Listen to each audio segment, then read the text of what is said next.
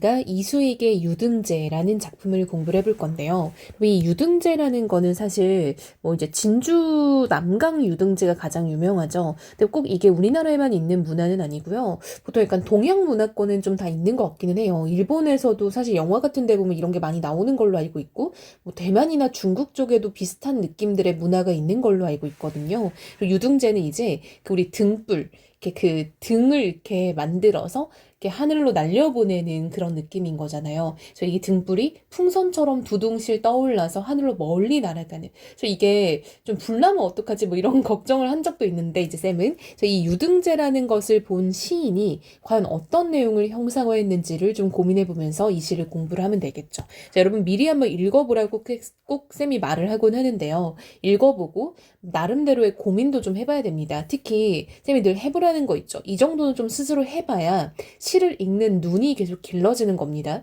그냥 무작정 쌤 설명을 듣는다고 해서 그게 다 여러분들께 되는 거는 아니에요. 그냥 이 시 하나를 파편적으로 알게 되는 거지 다음에 또 새로운 시가 나오면 아무것도 해석을 못하고 있을 수 있겠죠. 그래서 고민을 꼭 해봐야 됩니다. 이 시는요. 유등제를 한번 보고 싶다. 라는 이 구절이 굉장히 많이 반복이 되고 있다라는 걸 알 수 있어요. 그쵸? 유등제를 한번 보고 싶다. 나는 보고 싶다. 이렇게요. 그래서 이게 지금 어떤 유사한 시행의 반복을 통해 여러분 시행의 반복은 강조. 시니까 운율 형성이죠. 근데 사실 중요한 건 강조입니다. 그럼 무엇을 강조하고 있냐? 이 내용을 강조하고 있는 건데요. 보고 싶다라는 게 소망인 거잖아요. 그럼 이거는 화자의 어떤 소망을 강조한다. 당연히 되겠죠.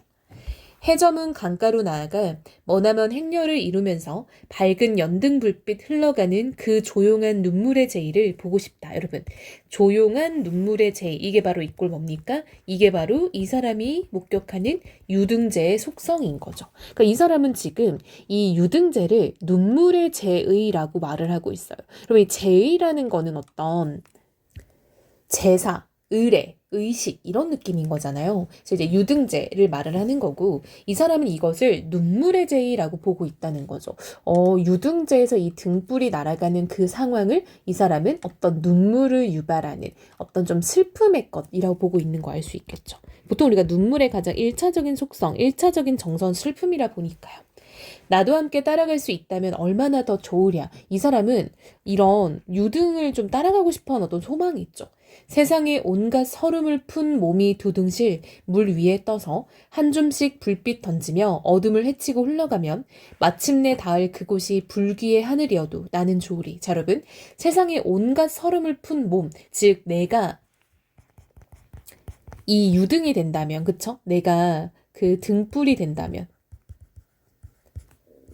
나 역시도 몸이 두둥실 떠올라서 물 위에 떠서 이렇게 가게 될 텐데 근데 그곳이 불귀, 다시는 돌아오지 못할 이런 말인 거죠. 다시는 돌아오지 못할 하늘이어도 나는 좋을 것 같아요. 길가엔 깨끗이 옷을 차려입은 사람들, 멀어져가는 점점의 등불을 바라보며 차마 돌아서지 못하는 발걸음, 섰던 자리에 묶여 두 손 모아 간절히 비나니 부디 저 길이 극락에 이르소서. 자, 여러분, 사람들은요 길가에서 깨끗이 옷을 차려입고 이 등불을 바라보고 있어요. 여러분, 우리가 보통 깨끗이 옷을 차려입는다라는 거는 뭔가 경건한 자세, 어떤 예의를 갖춘다 이런 말인 거죠. 그러니까 사람들은 이 등불에 대한 어떤 예의를 갖추는데 등불 자체에 대한 예의를 갖추는 게 아니라 등불에 담긴 소망이겠죠. 이들이 이 등불을 바라보면서 바라는 어떤 바가 있을 거 아니에요. 마음속으로 간절히 바라는 것을 좀 경건하고 예의 있는 모습으로 지금 그걸 바란다라는 걸 알 수 있겠죠. 차마 돌아서지 못하는 발걸음, 섰던 자리에 묶였다라는 건 여러분 사람들의 어떤 좀 간절함이라 할 수 있겠죠. 그 등불이 멀리 멀리 날아가는 그 모든 순간을 결국 눈을 떼지 못하고 바라보고 있다는 거잖아요. 두 손을 모아 간절히 비나니 부디 저 길이 극락에 이루소서라고 이 화자 역시 간구하는 거죠. 바란다는 거죠. 소망을. 유등제를 한번 보고 싶다. 자, 여러분 또 비슷한 구절이 또 나오고 있네요. 해저문 강가로 나아가 수천 수만 개의 연꽃 등불 밤하늘 별빛인 양. 여러분 이것도 직유법이니까 비유적 표현이겠죠. 뭐가요? 그쵸? 등불이 별빛인 양, 그래서 원간염은 등불이어야겠죠. 물 위에 떠서 아득히 행렬을 이루면서 어둠 속으로 흘러가는 그 눈물 글썽이는 축복의 제의를 나는 보고 싶다. 여러분, 이게 바로 유등제인데 아까는 그냥 눈물의 제의였는데요. 이번에는 눈물을 글썽이는 축복의 제의가 됐어요. 그쵸? 초반에는 1연에서는 눈물의 제의에 불과했던 게 이번에는 눈물 글썽이는 축복의 제의가 됐다. 라는 거는 뭔가 인식의 변화가 일어난다라는 걸 알 수 있겠죠. 이 사람은요. 지금 이 유등재가 그냥 눈물, 슬픔만 있는 게 아니라 어떤 축복을 가지기도 했구나라는 걸 알 수 있겠네요. 그래서 눈물을 가지면서 축복을 가진다. 우리가 눈물은 보통 부정적인 감정의 어떤 유발이라 보고 축복은 긍정적인 감정이라 보는 경향이 있는데 역시 이 부분도 역설적인 인식이 섞여 있죠. 이 유등재는 눈물이면서 축복이다 라고 말을 하고 있는 거니까요. 나는 보고 싶다라고 돼 있죠. 자, 여러분 1년과 마지막 년을 보면요. 자, 이렇게 쌤이 형광펜으로 한번 묶어볼게요. 1년의 전체와 자, 마지막 년 여기서부터인데 사실 그쵸? 를 보면은 굉장히 비슷한 구절로 이루어져 있다는 거 알 수 있겠죠. 이게 이어지지가 않아요. 그쵸? 페이지가. 되네. 얼추 됐습니다. 자, 여러분 이렇게 처음과 끝이 유사하거나 비슷하다 혹은 같다 이걸 우리가 수미상관이라고 하죠. 수미상관의 본질은요. 잘 보세요 여러분. 수미상관은 첫 연과 마지막 연이 같거나 유사한 걸 말해요.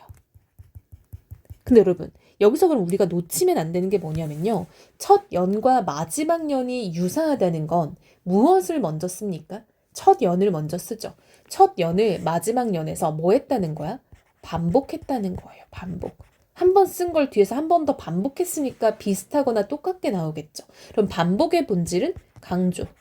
반복의 본질은 운율인 거죠. 자, 일단 수미상관의 본질은 강조와 운율입니다. 플러스 처음과 끝이 같으니 통일성이 있고요. 처음과 끝이 같으니 구조적인 안정감이 있다. 라는 거 알 수 있겠죠. 그래서 이런 것들을 여러분들이 체크를 같이 하면 좋을 것 같아요. 그럼 여러분 이 시는요. 이제 이 사람이 어떤 이렇게까지 유등재를 보고 싶은 이유가 바로 뭘까? 소망하는 거죠. 근데 이 유등재의 어떤 목적은 뭐냐라고 한다면 이 유등재는 뭔가 약간 좀 소원을 비는 겁니다. 그럼 소원을 빈다는 건 뭐냐? 여러분들이 현재 상태가 엄청 만족스러우면 바랄 게 있어요? 그쵸? 그럼 소원이라는 건 바라는 거예요. 무언가를 바라는 건데 여러분들이 지금 상태가 만족스러우면 바랄 게 없단 말입니다. 근데 지금 현재가 불만족스러우니까 뭔가 바랄 게 생기는 거죠. 그럼 이 사람은요. 현재 뭔가 삶에 불만족이 있다. 그걸 조금만 우리가 순화해 보면은 삶에 어려움이 있다라고 할 수 있겠죠. 삶에 어려움이 있으니까 무언가를 간절히 바라고 그렇게 이 유등재를 보고 싶다고 하는 거잖아요. 그럼 여러분 이 작품의 주제는요. 어떤 삶의 어려움, 삶의 고통으로부터 벗어나고자 함. 벗어나고자 하는 소망. 이 정도로 정리를 할 수 있겠죠.